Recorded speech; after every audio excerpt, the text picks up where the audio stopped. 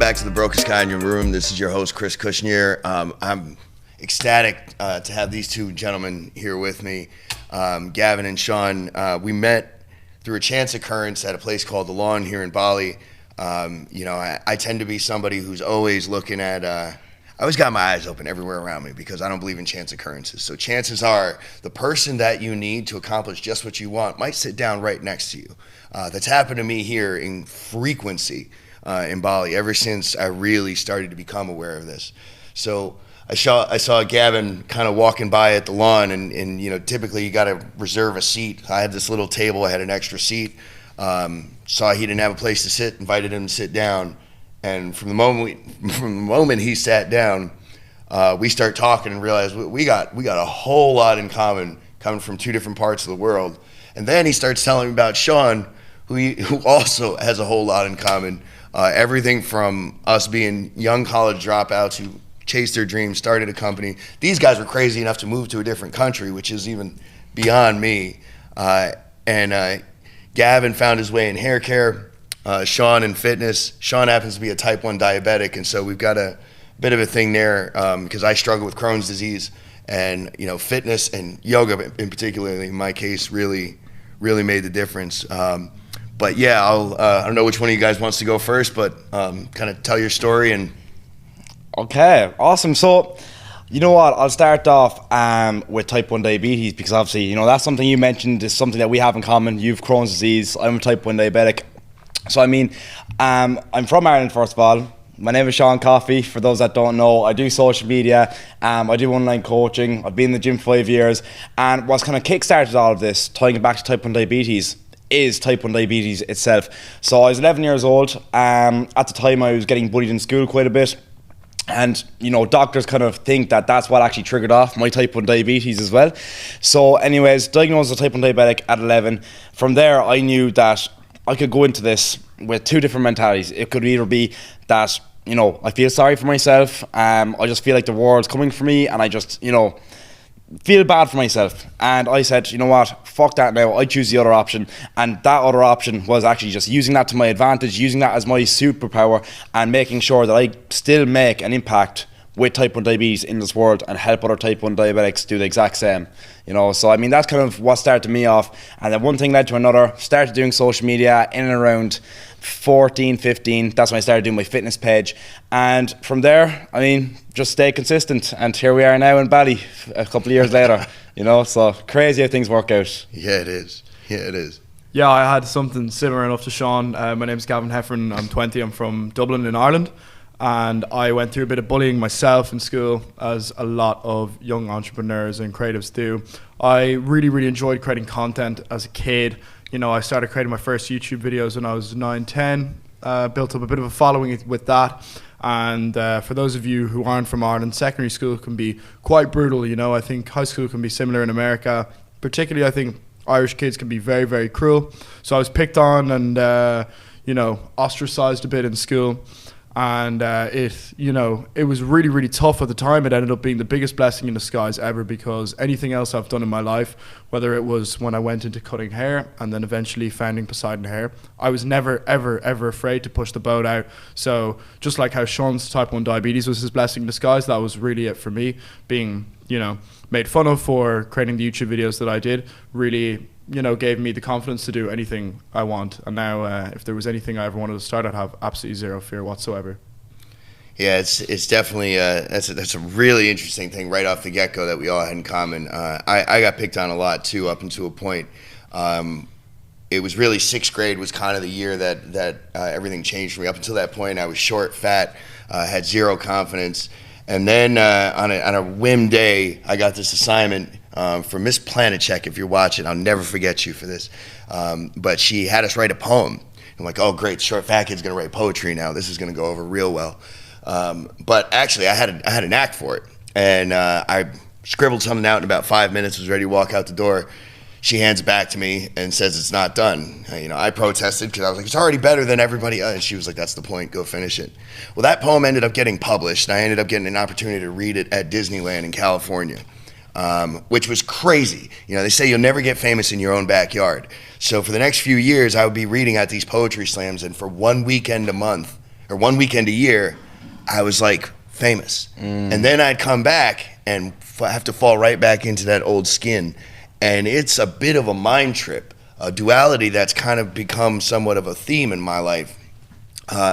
What's really kind of fascinating about that, you touched on something that's been you both did actually, and that's finding gratitude for the tragedies. I've come to really understand that some of the most beautiful blessings in our life come in the form of some of the darkest tragedies. Crohn's disease is one thing that I've come to see as such a blessing. So is bullying, and for the same reasons. Bullying thickened my skin, and it gave me enough motivation. The summer going into 7th grade, wrestling was coming up. I made a pact with myself that I was going to transform my body. My family, we lived in a place, we ran a small motel in Catskill, New York, or in Liberty, New York in the Catskills, Liberty Motel. And the challenge of running a small motel like this is it's got to be staffed 24 hours. And a change happened around this time that made the economics of running a small motel like this really difficult. And so when we'd lose staff, my entire family would move into the motel. And so at this particular time, my bedroom was room 14, right next to the office. And the pact I made with myself was 1,000 push-ups, 1,000 sit-ups, 1,000 squat thrusts, or I don't go out of my room. So every morning, as soon as I got up, didn't matter how long it took, that's what I did. And over the course of that summer, I transformed myself, lost 40 pounds. And the next year in school, nobody picked on me because everybody thought I was a fucking new kid. Yeah. It's crazy, But I'm so grateful for that. I'm so grateful to my enemies, to everybody who ever took advantage of me, to everybody who ever loved me equally in the same. Because had any one of those things not happened, we wouldn't be sitting here in paradise living out our wildest dreams. Yeah, man. Can I expand on that with a story? Absolutely. I feel the exact same. I feel absolutely no animosity towards anyone who had made fun of me in the past, because secondary school at the time is such a war zone. It's you're just trying to get yourself up in the pecking order, and when some kid is putting himself out there, essentially asking for it, of course you're going to make fun of them if it can benefit you. These people were children. They didn't understand. And I do remember one point I was at a school rugby match, and this was about 2 years ago now. So I was out of school already, and I was in the bathroom, and the guy walked in who would have picked on me in the halls and stuff. He was an older kid, and he was like big and tall, and I seen him, and I wasn't afraid of him anymore in a sense, but I was like, this is probably not the first person I want to see. And I had just done a podcast about a week before, and he said to me, Gav, I listened to your podcast. I thought it was really great. He didn't apologize or anything. He didn't need to. That was enough. In that moment, I thought that would be sort of like a gotcha, but that's not what it was at all. I just had so much respect for the maturity he had to turn around, and I imagine that would have been really hard for him to have the courage to say that, and I really, really appreciated it. So I agree with you there that I love everyone who will always, who was making fun of me and stuff, because like you said, it shaped you into the person you are today, and it's the same with me. That's it. And you see, with me, I have like a bit of a different perspective towards it. So obviously, growing up, getting bullied, it's not the best. So I mean, it's not the best whatsoever, right? Okay, I'm not going to go in here now. I'm not going to go in here. It's not that I don't have love for the people that do it, because genuinely I have empathy. Because if someone's going to try to put you down for doing something out of the ordinary, it's because they're insecure. It's because they can't fucking do it, right? Always. So one big thing that I believe that pushed me to where I am today is actually like channeling that negative energy. I like to call it fuck you motivation. Just channeling it into what I do on a daily basis. And I actually used to have a list of everyone that doubted me, everyone that chatted shit to me. I had a list of all their names. Every time I know motivation, I look at that list and think, fuck you, and I get to work, And that's not to say that I don't have love for those people, because I truly do have empathy for those that... Well, sure, you wouldn't have that fuel. Yeah, exactly. But you wouldn't have that fuel. That fuel is different. If someone out here is watching this podcast or listening to it, whatever it may be, and you find that you're being put down in some sort of way, whether that's by your parents, by other family members, your friends, whoever it may be, you need to channel that shit. You need to use that to your advantage. I'm glad you just said bullying can happen in so many forms. and it comes in some of the most surprising places. Often it is the people that we look to count on, that we really look for protection, that put us in the bullseye. Sometimes it comes in the most unlikely of circumstances. I mean, hell, the other day I posted a TikTok video of me just doing some yoga postures. And the tagline was, I owe Ian Young at Yoga Effects, where I got my teacher certification, transformed my life. You know, yoga in general, in this case it was particularly Bikram Hot Yoga 26-2, which really transformed my mind, body, and soul. Had everything to do with me getting off Humira, which is poison if you ask me. And I'll elaborate. The treatment for Crohn's disease, if you're unfamiliar, is an autoimmune inflammatory disorder of the intestine and the colon. Essentially, certain food stresses, different triggers will cause me to look like a pregnant person and deal with insane feelings of pressure and release. It can be crippling.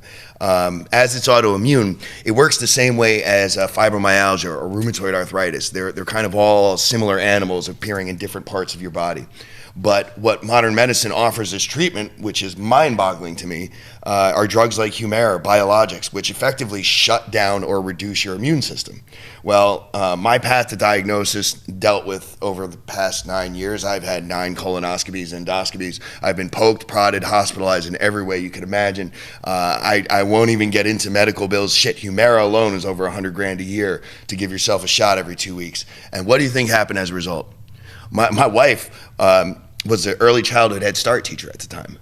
And I literally had to have her quit her damn job because she was getting me sick every week. I was constantly in and out of the hospitals buying more medicine. You know. Then one day, years later, I meet a doc in Ithaca, New York. There's a guy, Dr. Richard Cohen. He's actually a chiropractor.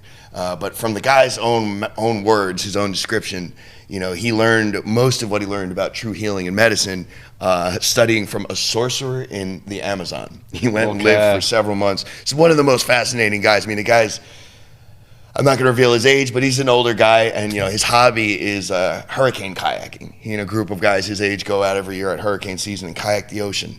Savages. Wow. But he was the first person to realize and point out to me that what was going on was a combination of leaky gut, and that was actually the bigger factor than the Crohn's disease. And he was the first one who put me on the path to getting off of it.